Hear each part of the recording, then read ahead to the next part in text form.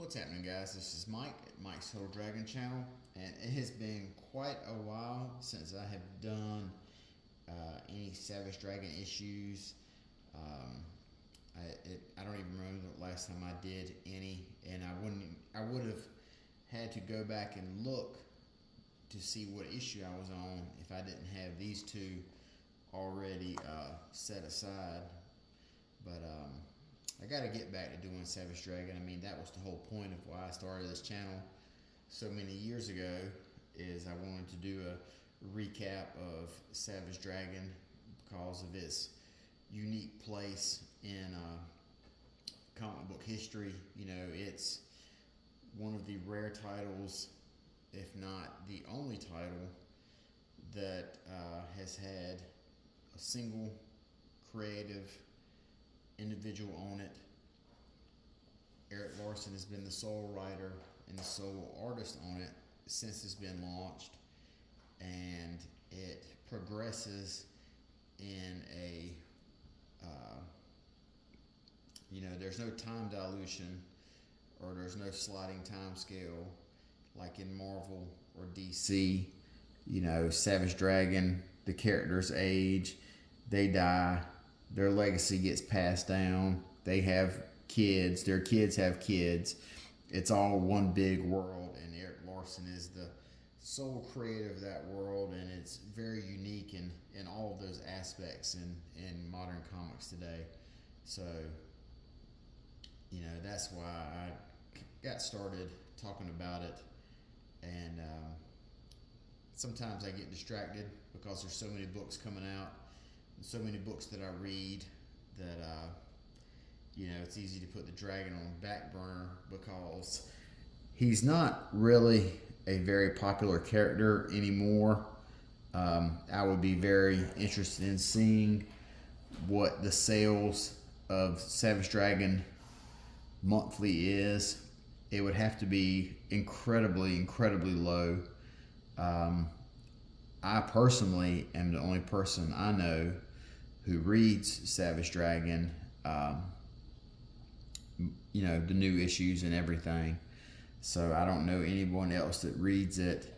So when something like that's not very popular, it's kind of easy to push it to the back burner, as opposed to like a new issue of Captain America or new issue of Batman or what have you. But since I've got a handful of days off this week, I've got time, so figured I would fit some Savage Dragon in there.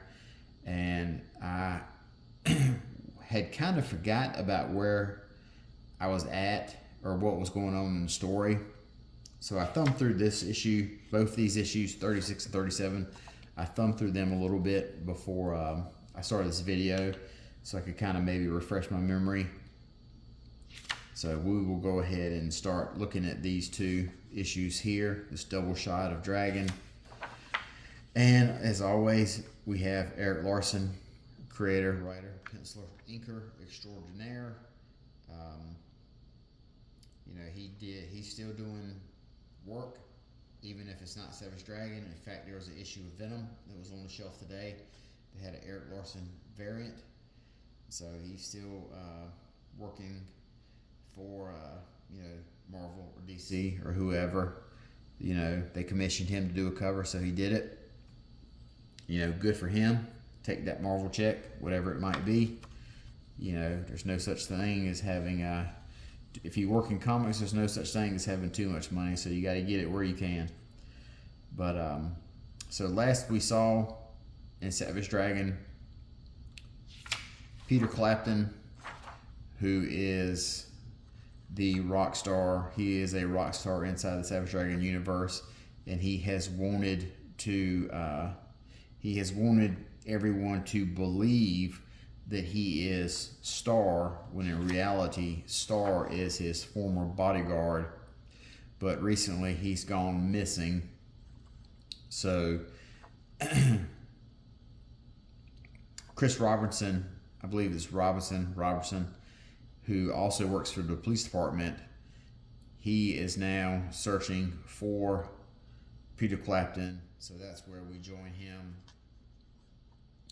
And then Dragon, he's getting his ass kicked. He's outnumbered. Dragon shows up and hits him with that. Excuse me, are those Bugle Boy pants you're wearing? Which is an incredibly dated reference. And nowadays, probably no one hit somebody with that, with that line and see what the response is that you get. It'll probably be very quizzical look they'll give you. So we see Peter Clapton right here, and he's hung up, chained up. It wasn't me. I swear it wasn't me. I was never a superhero. Never. I was just trying to impress you. You got the wrong guy. I swear to God, I never did anything to you. Oh, come now, Clapton. Surely you can do better than that. After all, weren't you the one bragging about saving dear sweet Amanda Mills 3 months ago? 3 months is nothing. Some hero. So someone apparently bit the bait. Somebody took the bait that Peter Clapton was putting out there about being Star, and now they've got him hung up and tortured. And this is the real Star, Chris Robinson, and he has been seeing Dragon's best friend on the police force, Alex. Meanwhile, we see Dragon, who after Rapture walked out on him, he hooked up with his fellow police officer, Rita, and she seems to be a very self-conscious person here. She's expressing a lot of, I don't know, I guess you would call it self-loathing. She says, God, I'm so disgusting. Look at me. I'm a cow. I want to throw up. The only reason you had sex with me, you took pity on the poor fat girl, and Dragon's just kind of blown away by the fact that this, incredibly statuesque redhead woman here has such low self-image and hates herself so much that she's basically, like, I don't want to say, like, it's like Dragon says, you're ruining the moment here. This was a perfect evening. Don't spoil it. And she says, I spoil everything. You'll see. I'm hideous. You'll leave me. So she's got a lot of issues right here. And Dragon probably did not expect this night to go that way with her. And then meanwhile, Star here, still searching for Peter Clapton. And Dragon's fellow police officer undercover, William, he's been carrying a torch for Rita for a long time. And he's kind of pissed that Dragon hooked up with her, knowing that he has feelings for her. And Dragon says, it's been 4 years. You've never even asked her out for coffee. If it makes you feel any better, I had a fight and I went home and watched the Playboy channel. She won't let us be an item. She's just nuts. I've never met a more insecure dame in my life. That's classic Dragon, calling a woman a dame. And then William, he's kind of glad to hear that. And then Alex shows up and she starts to clue Dragon on what's been going on with Chris and his relationship to Peter Clapton. And Dragon starts to put 2 and 2 together here about Chris, Clapton, and Star. So they get a phone call from Star saying they know where Clapton is and, come help us. They run out the door. And then we have William confronting Rita here, asking her if she would finally like to go out to get some coffee. And then Chris, he knows Alex, so he's kind of having to play that off. They bust in, find Peter Clapton here. And then this guy here, his name is Zeke. And he's an incredibly big and powerful super freak here from Chicago, as they call them. In Chicago, they call them freaks. Dragon ends up getting punched to the roof like some sort of Bugs Bunny cartoon. So basically they just decide to rush the building. And there's a big battle here. And this guy, this is funny. I don't know who this guy is. Because they use his name, I'm sure he has to, I'm sure this is some sort of in-joke, to Larson. Let's see how you handle James Quentin Manning. Oh, go handle yourself. So this is just one big giant fight here as they're trying to rescue Peter Clapton. And then Alex starts talking to Zeke. And Zeke seems to have a very simple mindset. So she's able to kind of talk some sense into him. Just basically, she talks him into just up and leaving. And he turns around and walks off. They rescue Peter Clapton here. So this whole situation is just a full-on shit show with all parties involved. Dragon tells Chris, he's like, look, you're a cop. You can't be a cop and a vigilante. That's just not going to work here. So you just need to make a choice here. And this dragon tells him that's your call to decide what's going on. So that is issue number 36 here. Now we're here into the letter pages.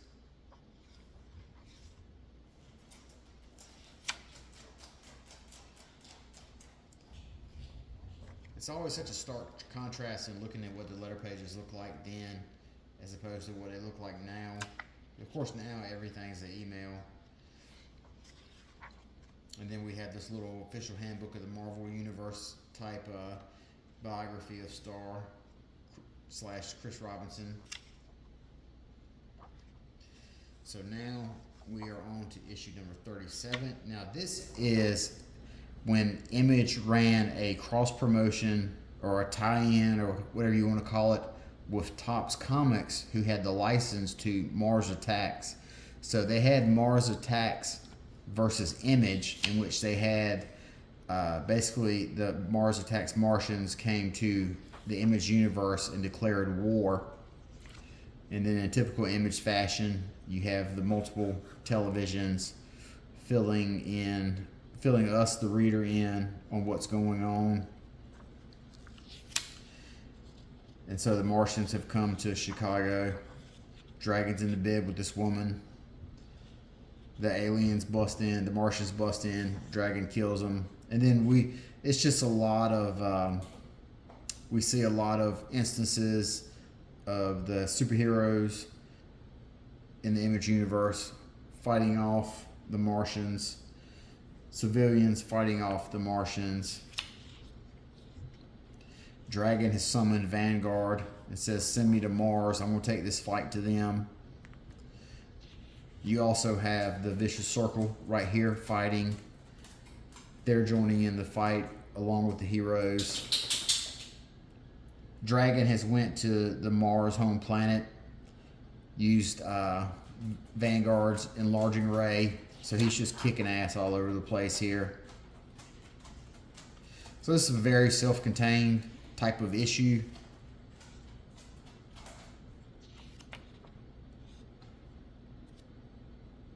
All the Martians end up leaving. Super Patriot says, I don't get it. Why the sudden retreat? We won. That's all that matters.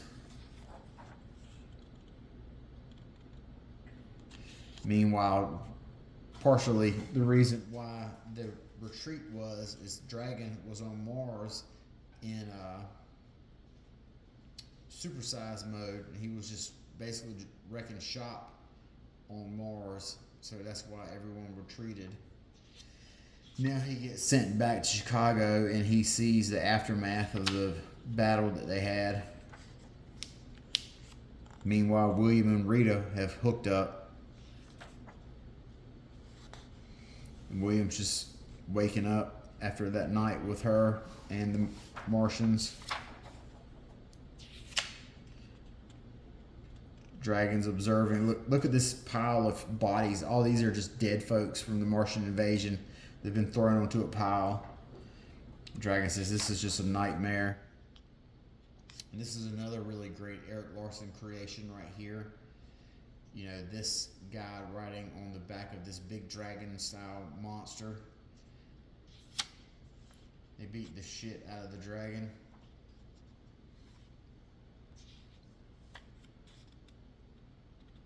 And you see Dragon throws this rock and hits this guy in the head. And then his monster just goes insane and just starts beating the hell out of Dragon. And then you see the guy here, the small guy, hops back on his back and plugs his antenna into his eye. His eyes have these big holes right here. And he says, without control, there is only chaos, and chaos is uncontrollable. So that's their name, Control and Chaos. So they're like, he controls the insane monster by riding piggyback. Dragon passes out, he gets woken up, and he sees Chicago belongs to the Vicious Circle. Our takeover is here but a first step. Chicago is but the first to fall, so Cyberface has taken over the Vicious Circle. And then you see all the flunkies and everything back here. So, and then Erik Larsen, and here in the letter pages, I'd like to thank the fine folks at Topps Comics for letting Mars Attacks spill over into this book a bit. They published the wacky Mars Attacks Savage Dragon miniseries that recently concluded and loaned me their Martians to make Mars Attacks image possible.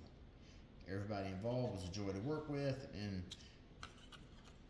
if the two series didn't mesh completely, it's because we were all so darned willing to cooperate and improve what others were doing. So that is Savage Dragon number 37. Now, one of the things about this issue is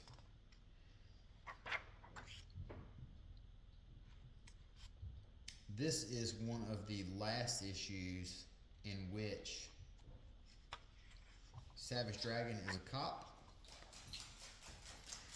I believe he joins the government. He joins a government superhero group here shortly, and that superhero group is, excuse me, is based upon a group that Erik Larsen created when he was a child. So,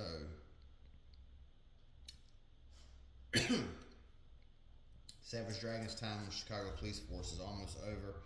Then he steps into his next role as being the leader of a superhero team. And also, we do get this. Also, there is fallout from this Martian invasion. Not everyone remained. There was a lot of. There's some after effects from this Mars invasion, and we see it with some of the Savage Dragon supporting characters. We see what some of the Martians did to them in a later issue, and that has long-term effects in the Savage Dragon universe. But that is Savage Dragon number 36 and 37. So I will go ahead and wrap this video up, and I will make it a point to start doing more Savage Dragon stuff.